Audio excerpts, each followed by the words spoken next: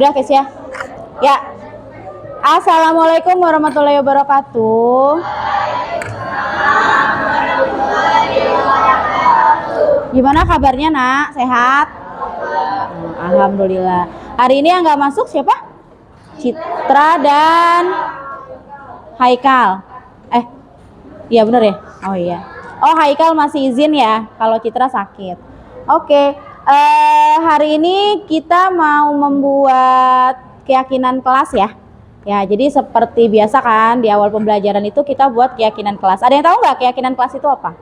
Keyakinan kelas itu adalah nilai-nilai kebajikan yang kamu yakini. Nah, jadi supaya nanti kelas 71 itu kompak, kemudian kita maju bersama, kemudian sama-sama berjalan dengan lancar. Nah, kita buat dulu keyakinan kelasnya. Nah, sekarang kamu bisa tulis keyakinan kelas yang kamu yakini di kertas, ya. Di kertas yang udah Ibu kasih. Oke, udah? Udah? Oke.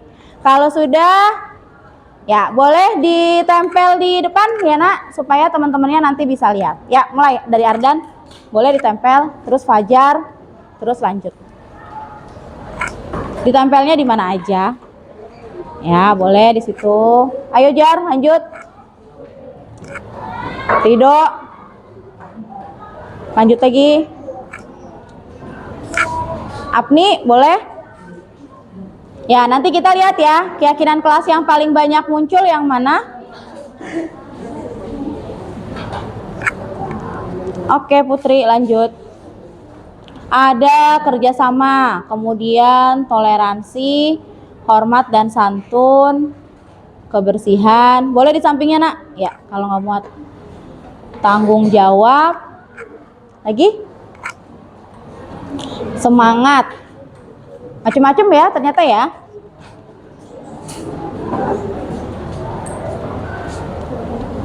Pak, tanggung jawab ada 2. Kebersihan ada 2. Lanjut. Nanti kita pilih 5 saja ya. Keyakinan kelas yang paling banyak.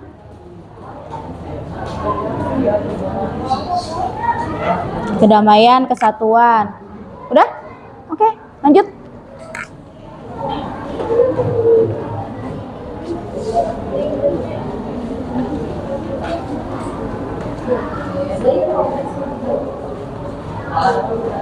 Oke.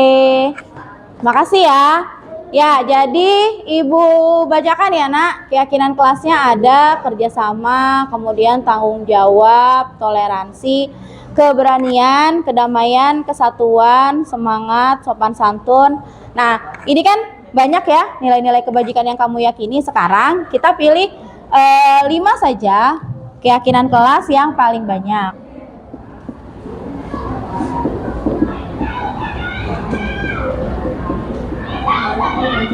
Yang pertama,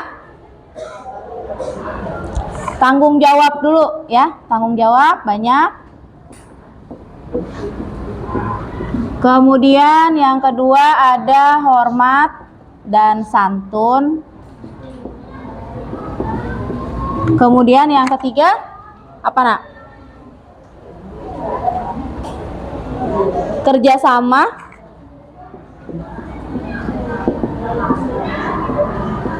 Yang keempat kebersihan.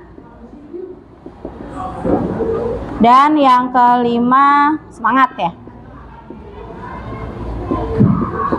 Ya, jadi tadi banyak sekali nilai-nilai keyakinan kelas yang udah kamu tulis. Kemudian dari semuanya itu kan kalau untuk kita laksanakan semuanya tidak mungkin ya.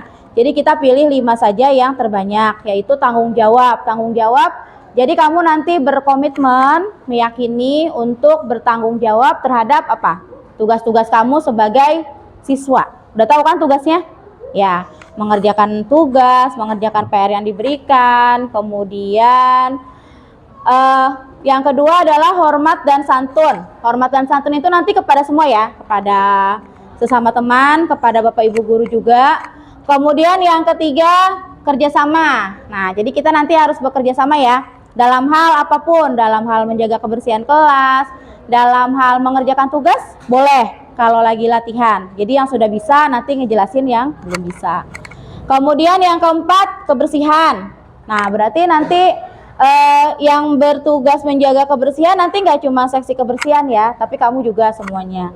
Kemudian yang kelima, semangat. Semangat dalam hal belajar dan terutama untuk mencapai cita-cita.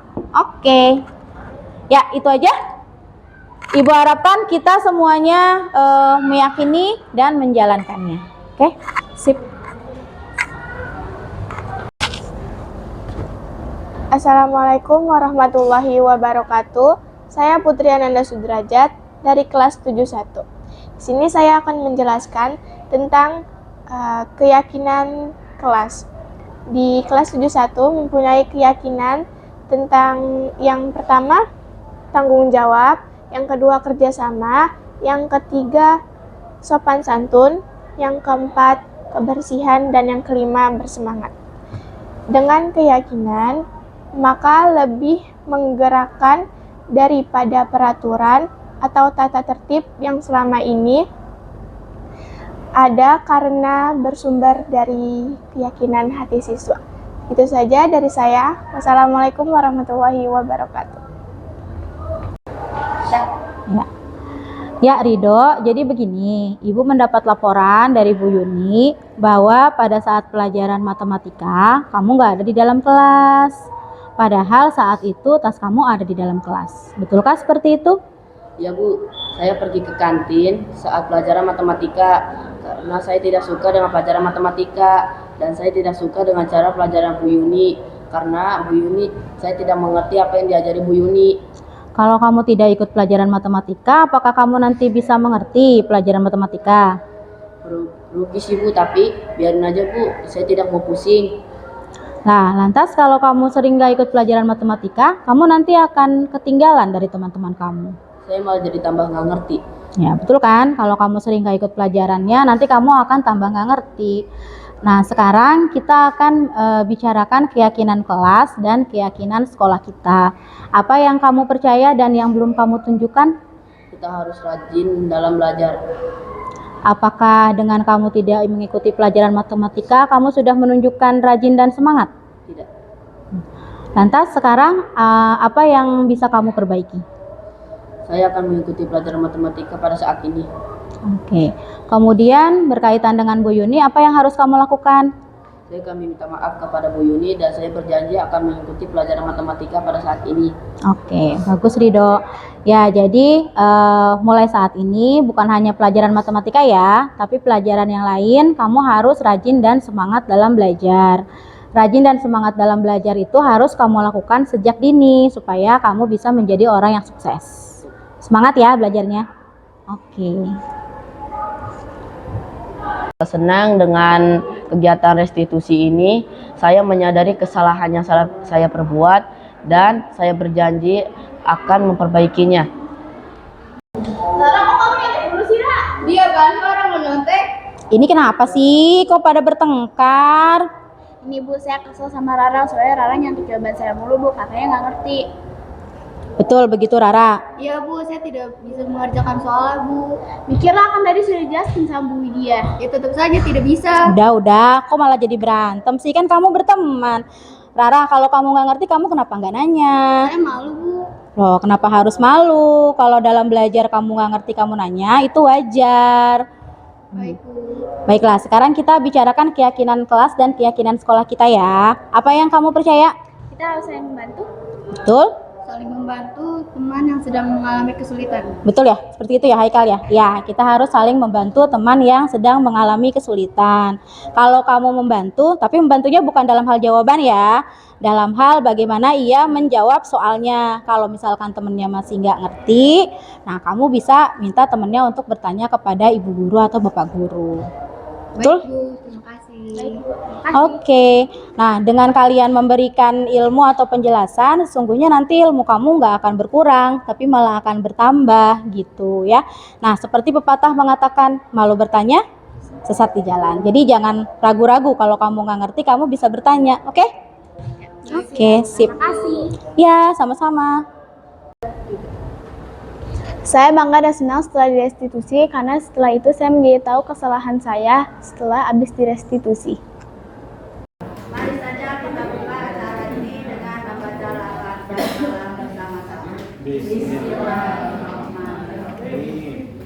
Selanjutnya sosialisasi budaya positif yang akan disampaikan oleh Ibu Sukmawati Zulkifli MPD. Kepada Ibu kami persilakan. Terima kasih Bu Haja, sepertinya yang ini mic-nya yang nyala. Itu tadi kelas. Terima kasih Bu Haja Titin. Assalamualaikum warahmatullahi wabarakatuh. Alhamdulillahirrahmanirrahim. Wassalatu wassalamu ala asrofil anbiya'i wal mursalin wa ala alihi wa sahbihi ajma'in. Amma ba'du. Alhamdulillah, puji dan syukur kita panjatkan kehadirat Allah Subhanahu wa taala, sehingga pada kesempatan kali ini kami bertiga diberikan kesempatan untuk melakukan pengimbasan atau diseminasi kegiatan guru penggerak. Salah satunya adalah tentang budaya positif. Punten Bapak Ibu, karena kegiatan ini kami videokan, maaf untuk bolehkah bergeser ke depan supaya kursinya terlihat, terisi, begitu ya Bapak, Ibu?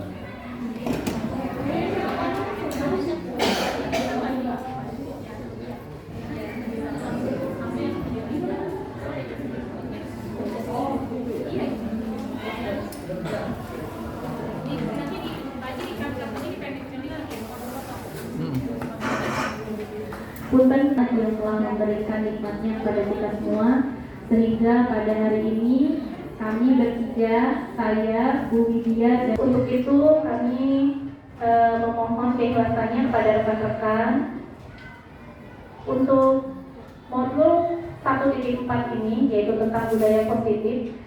Ini sangat bagus sekali apabila kita bersama-sama di dalam ekosistem sekolah menerapkannya. Karena sebagaimana yang kita tahu saat ini, selain pandemi COVID-19, kita juga mengalami krisis akhlak. Pastikan ya Bapak Ibu, sehingga apa yang kita sudah ketahui langsung kita implementasikan dan bisa mudah-mudahan buahnya kita petik, yaitu terlihat dari adanya perubahan terutama akhlak anak-anak kita gitu. Jadi untuk modul ini kami akan membagi 3 sesi. Sesi yang pertama nanti oleh Bu Hernis, lalu sesi yang kedua oleh Bu Widya, dan yang terakhir adalah sesi dari saya. Insya Allah setiap sesi 10 menit ya. Nanti kita pakai timer biar gak lama-lama. Oke, kita mulai Bapak Ibu. Untuk sesi mohon izin Bapak Ibu sekalian.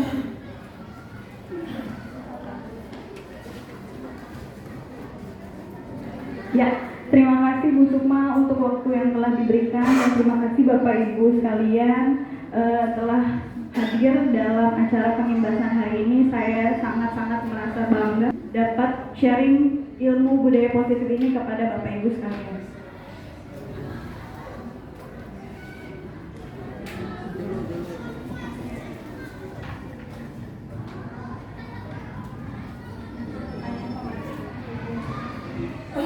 Pembelajaran di kelas juga kita menggali ilmu anak didik kita itu dengan pertanyaan memantik, supaya kita tahu sejauh mana mereka mengetahui apa yang akan dipelajari.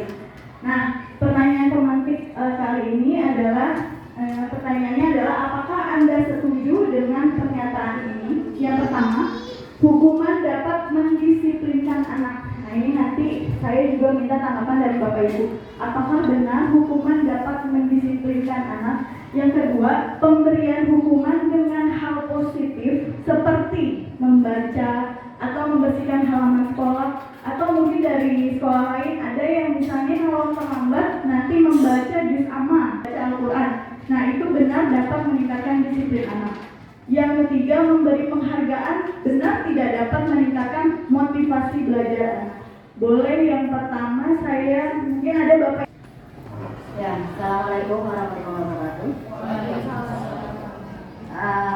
Saya akan coba menjawab pertanyaan tentang hukuman dapat mendisiplinkan anak. Kalau menurut saya tergantung dari jenis hukumannya. Kalau memang hukumannya itu mendidik, tapi kalau hukumannya tidak mendidik, ya sebaliknya malah anak merasa sakit hati, dendam, ya akhirnya bukannya disiplin malah mungkin anaknya malah tidak baik lagi. Tapi kalau hukumannya itu bersifat mendidik, insya Allah ya anak tersebut akan lebih baik lagi dan lebih positif. Oke, terima kasih Bu Haji untuk pendapatnya. Jadi menurut Bu Haji Titin, kalau tergantung hukumannya nih Bu, Pak. Jadi kalau hukumannya bentuknya positif, berarti Bu Haji mungkin setuju dengan yang kedua ya Bu Haji. Kalau misalnya hukumannya positif, menurut Bu Haji bisa kok mendisiplinkan anak. Ya Bapak Ibu, saya tidak akan membetulkan ada akhir pembelajaran atau sesi ini. Insya Allah kita dapat menyimpulkan bersama. Jadi jawaban pertanyaan pemantik ini bagaimana? Apakah bisa atau tidak? Gitu. Nanti jawabannya ada pada saat Bapak Ibu menyimak penjelasan dari kami. Ya selanjutnya Bu. Nah ini topiknya Bapak Ibu. Pertama ada di. Nah yang pertama yang akan disampaikan adalah disiplin positif dan nilai-nilai kebajikan universal.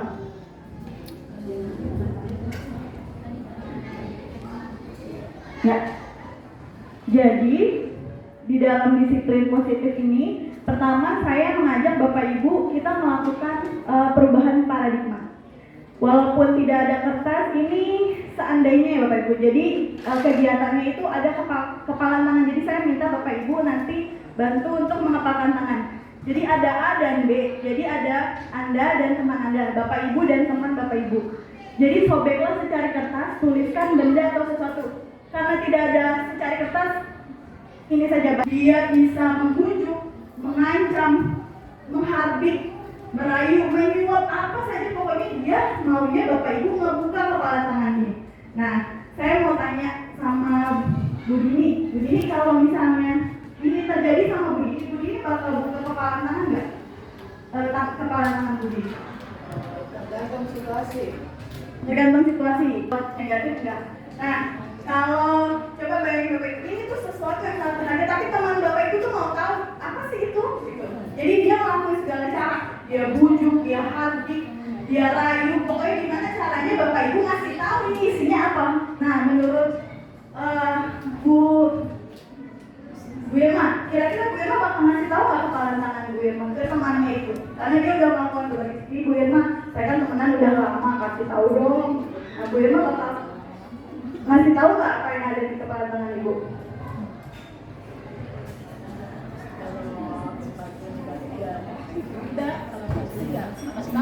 Oke, terima kasih jawabannya Bu Irma dan Bu Dini, kurang lebih sama ya. Jadi Bapak Ibu, segala Ibu, hak prerogatif diri kita ada di dalam diri kita. Jadi apapun keputusannya itu tergantung dari diri kita mau ngasih apa enggak. Selanjutnya, nah ini Bapak Ibu. Jadi dalam ilusi kontrol, ilusi yang selama ini kita pikirkan pertama bahwa ilusi guru itu dapat mengontrol murid. Padahal Bapak Ibu, jadi sebenarnya murid itu yang membuka dirinya mau dikontrol apa enggak sama guru tersebut. Jadi bukan kita yang sukses nih kontrol dia, kontrol peserta didik kita, tapi dianya mau nggak kita kontrol. Kalau enggak, kita berusaha bagaimanapun tetap tidak akan terkontrol. Jadi bukan kita yang berhasil mengontrol dia, tapi dianya membuka diri untuk kita kontrol atau bagaimana. Nah ini juga yang sering kita temui, bahwa kita bikin anak tersebut kalau salah tambah merasa bersalah, jadi negatif kepada dirinya sendiri gitu. Yang kedua, bahwa ilusi semua penguatan positif efektif dan bermanfaat. Nah kita tadi mungkin penguatan positif itu seperti bujukan dan sebagainya, ini kan bentuknya baik ya, jadi menurut kita itu udah efektif gitu. Nah lanjut, ilusi bahwa orang dewasa memiliki hak untuk memaksa. Nah ini juga yang sering kita temui, padahal itu sebaiknya tidak demikian gitu. Kita lebih ke kolaborasi, lebih ke diskusi dan tidak memaksa. Selanjutnya, nah ini Bapak Ibu, jadi selama ini saya juga baru mempelajari ya Bapak Ibu, biasanya kita itu menggunakan stimulus respon. Nah ternyata Bapak Ibu, padahal kita berusaha memahami pandangan orang lain tentang itu. Jadi bukan orang itu dipaksa ikut kita, tapi kita memahami apa yang mereka pandangan mereka. Yang kedua, perilaku buruk dilihat sebagai suatu kesalahan. Padahal Bapak Ibu, setiap perilaku mau baik buruk itu pasti mereka melakukannya ada tujuannya. Nah orang lain bisa mengontrol saya. Padahal hanya Anda yang bisa mengontrol diri Anda sendiri. Saya bisa mengontrol orang lain. Anda tidak bisa mengontrol orang lain. Kalau orangnya tidak mau, nggak bisa. Nah, pemaksaan ada pada saat bujukan gagal. Yang betul adalah kita melakukan kolaborasi dan konsensus. Jadi menciptakan pilihan baru. Tadi misalnya nggak mau dibuka, ya udah. Jadi kita kolaborasi. Nah, ya udah kalau tidak mau dibuka, misalnya bagaimana solusinya dan sebagainya. Nah, dalam stimulus respon itu juga berpikirnya menang kalah. Jadi siapa yang bisa mengontrol, siapa yang dikontrol. Tapi kalau dalam teori kontrol ini, model berpikirnya menang-menang. Karena yang paling penting dicari di sini adalah solusi terbaik. Next. Kalau nanti ada di selanjutnya lebih dalam, bahwa intinya dalam disiplin positif ini, kita inginnya anak-anak itu motivasinya timbulnya dari dalam diri sendiri. Jadi motivasi intrinsik dia, sehingga muncul nilai-nilai kebajikan universal di dalam dirinya. Nah, itu nanti bisa juga kita akhirnya membuat sebuah keyakinan, bisa keyakinan kelas, bahkan bisa keyakinan sekolah. Nah, ini tadi berpikirnya modelnya menang-menang, terus menciptakannya harus dengan kolaborasi dan konsensus. Ini nanti akan dipelajari di slide berikutnya. Yang paling penting saya tekankan ini, bahwa Bapak Ibu, kita pernah berpikir nggak bahwa misalnya anak melakukan tindakan salah gitu ya, kita tidak fokus pada kesalahan yang mereka buat, tapi mungkin saja dari kesalahannya itu ternyata ada loh kebutuhan dasar manusia dari dirinya yang tidak terpenuhi sehingga dia melakukan hal. Ternyata artinya tuh belajar Bapak Ibu, bukan sesuatu yang dilakukan seorang pada orang lain untuk mendapatkan kepatuhan. Biasanya kita kenal disiplin itu kan harus menaati peraturan, padahal artinya disiplin itu belajar. Nah, kalau dalam budaya kita itu disiplin itu sehingga menimbulkan ketidaknyamanan, bukan dengan apa yang kita hargai untuk mencapai tujuan yang mulia. Tadi merdeka itu kita bisa memerintah diri sendiri ya. Nah, ini kebajikan nilai kebajikan universal Bapak Ibu. Selanjutnya ini adalah teori motivasi. Nah, ini Bapak Ibu. Jadi ada motivasi itu dua, eksternal dan internal gitu ya Bapak Ibu. Yang eksternal ini contohnya untuk menghindari ketidaknyamanan, jadi karena motivasinya eksternal, dia menghindari hukuman. Yang kedua, mendapatkan imbalan. Apa yang saya dapatkan apabila saya melakukannya. Ya contoh, misalnya kita sering ya nak boleh jawab, nanti ibu kasih coki-coki misalnya. Nah itu motivasinya datang.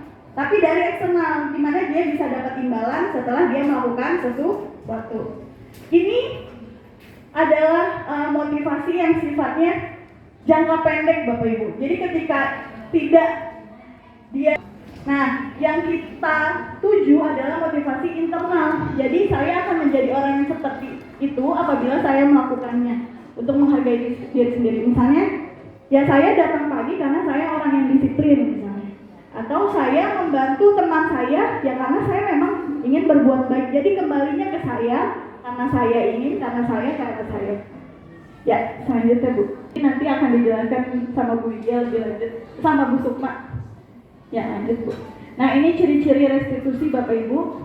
Yang paling penting itu restitusi itu bukan untuk menebus kesalahan, tapi untuk belajar dari kesalahan. Jadi kalau kita misalnya, ya tadi kamu nggak ikut upacara kan, ya udah bersihin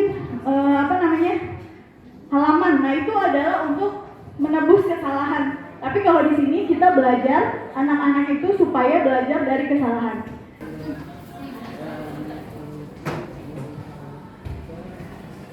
Ya, terima kasih Bu Hernis, Bu Sukma atas kesempatan yang diberikan.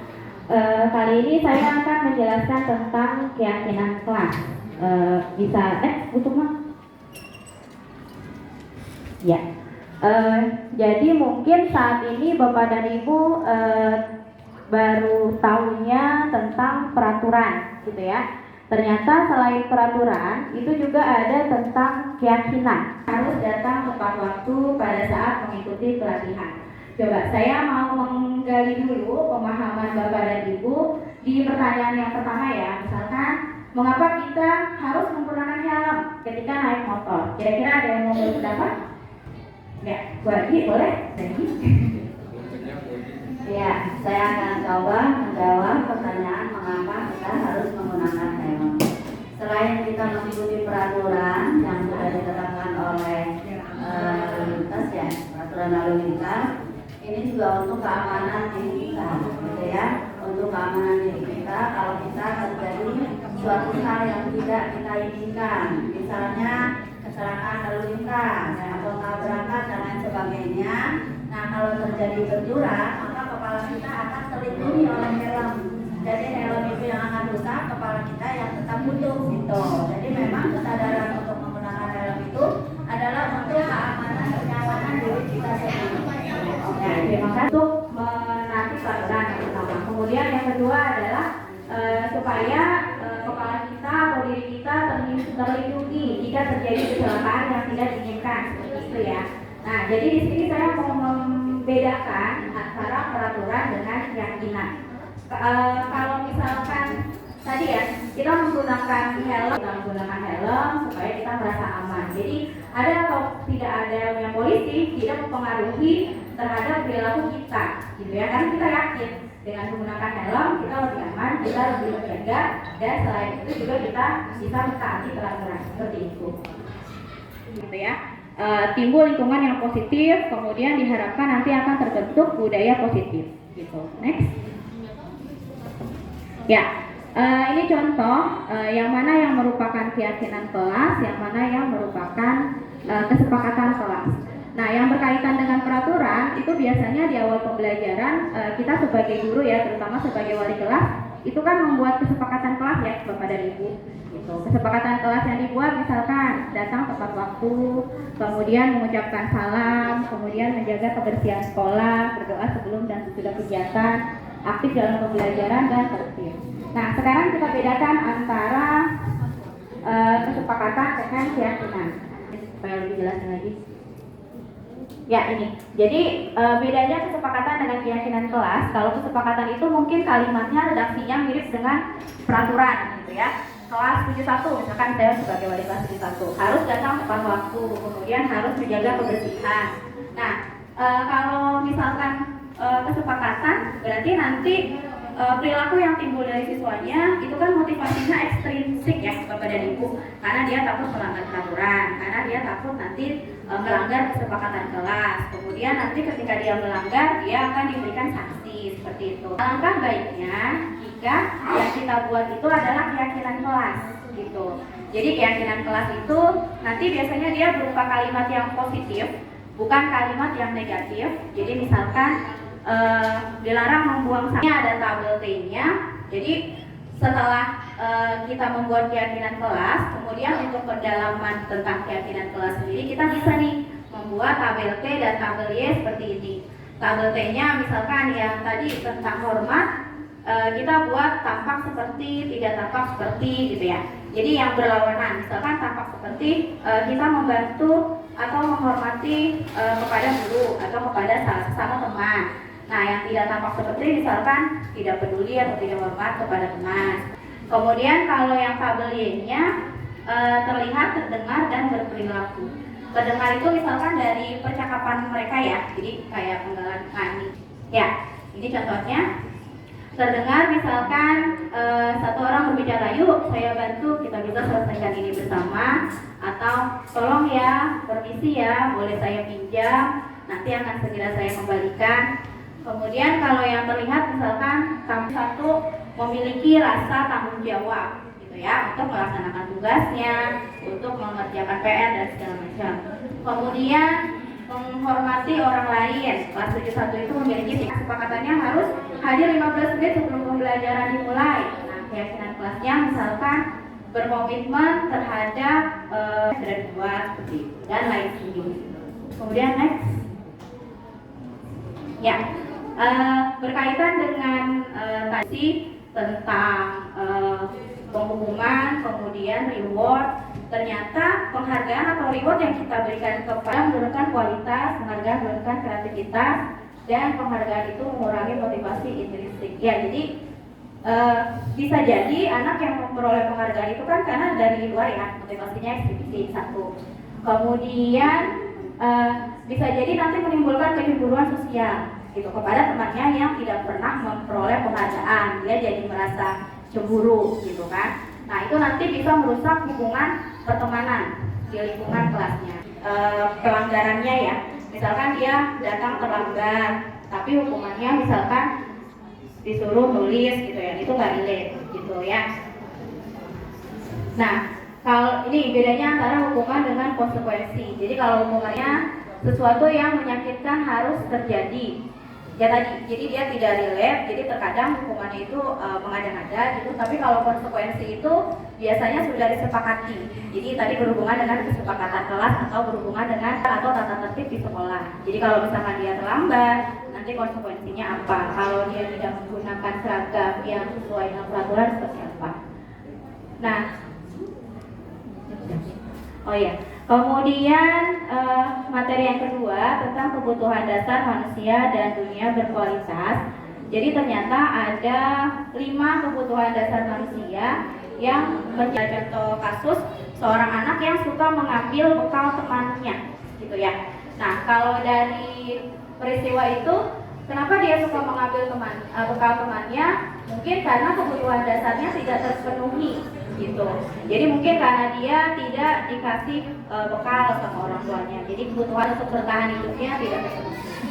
Atau mungkin karena kebutuhan penguasaan, jadi dia ingin memiliki power gitu ya, supaya teman-temannya.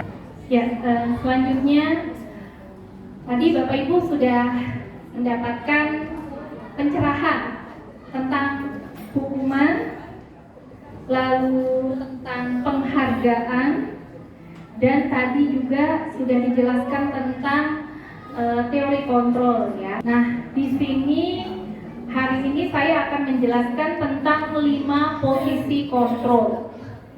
5 posisi kontrol yang dimiliki oleh kita, yaitu sebagai seorang guru. Next, Bu lihat. Ya, ini mungkin kecil-kecil ya. Tapi nanti kami bagi slide-nya ya, biar teman-teman juga bisa baca. Di sini ada 5 posisi kontrol. Yang pertama, ya, dia akan menyalahkan orang lain. Lalu muridnya akan berkata bagaimana? Berkatanya, biarkan saja, nanti juga marah-marah lagi. Jadi gak mempan ya, kita udah keluar energi, marah-marah, ternyata hasilnya di anak, ntar juga marah-marah lagi. Dampaknya bagaimana kepada murid? Kadang-kadang kita juga suka gitu ya. Kita pasti pernah mengambil posisi 5 ini. Membuat rasa bersalah, gurunya akan berbuat, dia akan berceramah, terus mengatakan seharusnya kamu tuh begini, begitu. Terus mengatakan ibu tuh kecewa banget sama kamu, gitu ya, kok kamu begitu sih? Lalu si gurunya akan berkata diri, karena kita selalu berulang-ulang membuat dia merasa bersalah. Nah, yang ketiga itu adalah sebagai teman. Nah, mungkin karena banyak guru-guru muda, kita sering mengambil posisi kontrol ini. Guru akan membuatkan alasan-alasan untuk muridnya. Ya, lalu dia akan berkata, ayolah lakukan buat ibu, nanti ibu ditegur kepala sekolah. Udah, ayo pada tertib ya, jangan pada keluar, gitu ya. Nah, itu adalah contoh dari guru mengambil posisi sebagai teman. Biasanya kalau guru sebagai pemantau itu di dalam kelas sudah membuat sebuah peraturan. Oke, kita buat kesepakatan ya, kamu tidak boleh terlambat, gitu ya. Nanti kalau terlambat konsekuensinya ini, gitu kan? Nah, jadi si anak itu ketika terlambat, ya kan? Ketika dia masuk kelas, tadi seperti dikatakan oleh Bu Hermin, jadi tidak ada motivasi internalnya. Dia masuk karena nanti di ini nih sama gurunya ada konsekuensi, saya harus begini. Nah, itu berarti posisinya gurunya sebagai pemantau. Dan si gurunya akan mengatakan apa peraturannya. Kan kita sudah sepakat kemarin bahwa kamu bla bla bla bla bla seperti itu. Hasilnya bagaimana? Hasilnya adalah dia akan menyesuaikan diri apa sih. Jadi kalau misalkan gak ada gurunya, ya gitu lagi. Begitu lagi gitu kan. Nah, si muridnya akan berkata berapa banyak bintang bintang. Kalau dulu kan ada sistem bintang, poin gitu ya. Berapa banyak bintang yang saya peroleh, berapa. Di sini guru sebagai manajer. Ketika guru sebagai manajer, maka dia akan mengajukan pertanyaan-pertanyaan. Lalu dia akan berkata, apa yang kita yakini bersama? Itu kaitan dengan keyakinan kelas yang tadi sudah dijelaskan oleh Bu Widya. Terus apa yang bisa kau kerjakan untuk memperbaiki masalah ini? Lalu hasilnya seperti tadi dijelaskan oleh Bu Herni, kita harapkan adalah menang-menang, bukan menang kalah. Ya, di sini nanti siswa akan menjadi pribadi yang lebih kuat, walaupun sebelumnya dia sudah melakukan kesalahan. Nah, sehingga muridnya akan berkata, bagaimana caranya saya bisa memperbaiki keadaan, dan dia akan dampaknya murid itu akan selalu mengevaluasi diri dan bagaimana cara memperbaiki dirinya. Nah, berarti di sini sudah tampak motivasi internal dari murid, begitu. Next, Bu. Nah, sekarang saya mau kasih challenge. Tadi kan ada 5 posisi kontrol ya, Bapak Ibu, sebagai pembuku, terus. Namun, beliau memperhatikan bahwa Fajar malah tidur-tiduran dan tampak tak acuh pada pelajarannya. Fajar coba jawab pertanyaan nomor 3, maju ke depan dan kerjakan di papan tulis. Kalau menurut saya sih yang posisi nomor 2 aku semua. Sebagai apa? Saya merasa bersalah. Membuat rasa bersalah. Iya. Lihatkan kita mengajar sekian kelas, ketika bertemu dengan anak, ternyata anaknya seperti itu, akhirnya keluarlah kata-kata pamungkas, apa kamu tidak kasihan sama ibu? Nah, itu berarti kita sedang mengambil posisi kontrol sebagai pemberi rasa bersalah. Nah, ini pernyataan-pernyataan yang bisa kita rasa bersalah. Terus, kamu tidak pernah benar melakukan pembentuk, ya. Terus, ayolah lakukan demi Bapak. Ayo, nanti Bapak diomelin kepala sekolah. Berarti itu sebagai teman. Nah, apakah kamu mau mendapatkan stiker atau bintang? Nah, berarti itu sebagai pemantau. Nah, kalau sebagai manajer, dia mengatakan bagaimana kamu bisa menyelesaikan masalah ini. Nah, seperti itu. Mungkin kembali lagi ke restitusi.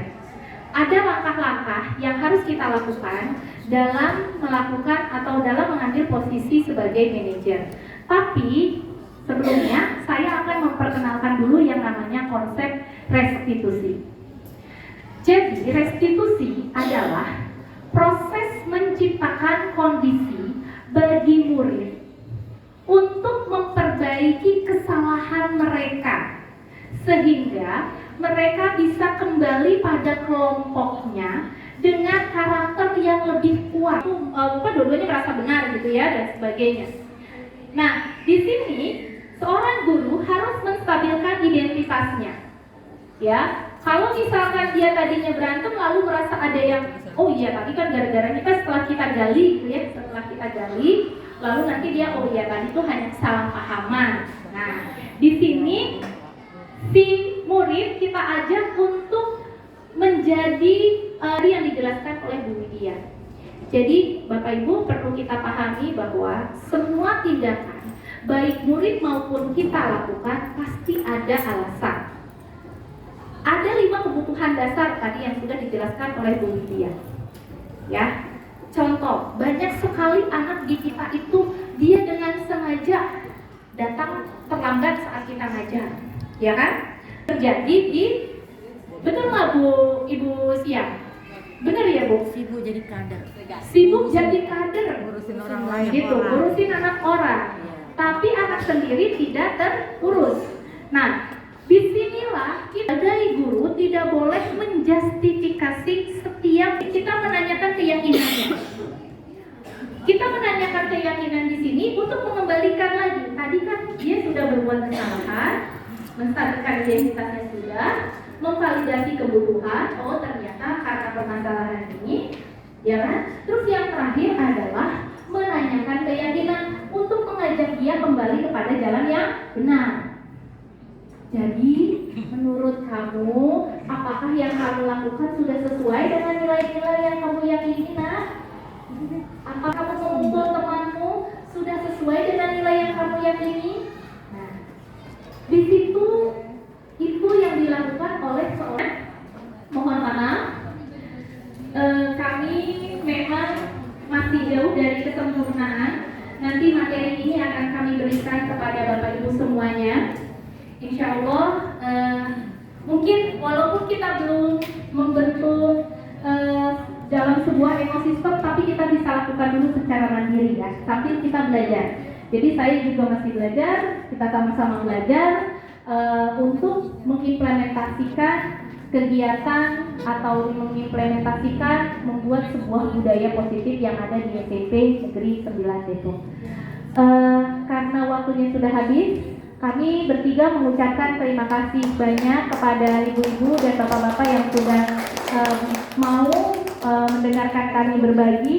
Mudah-mudahan kedepannya akan timbul ya akan bergantian. Insya Allah teman-teman di sini yang mungkin ada lagi yang mau dibagikan kepada teman-teman semuanya. Dan mudah-mudahan budaya positif ini menjadi sebuah budaya di SMP Negeri 9 Depok, sehingga kita bisa menjadi sekolah yang berbudaya positif. Demikian dari kami, kurang lebihnya mohon maaf. Assalamualaikum warahmatullahi wabarakatuh.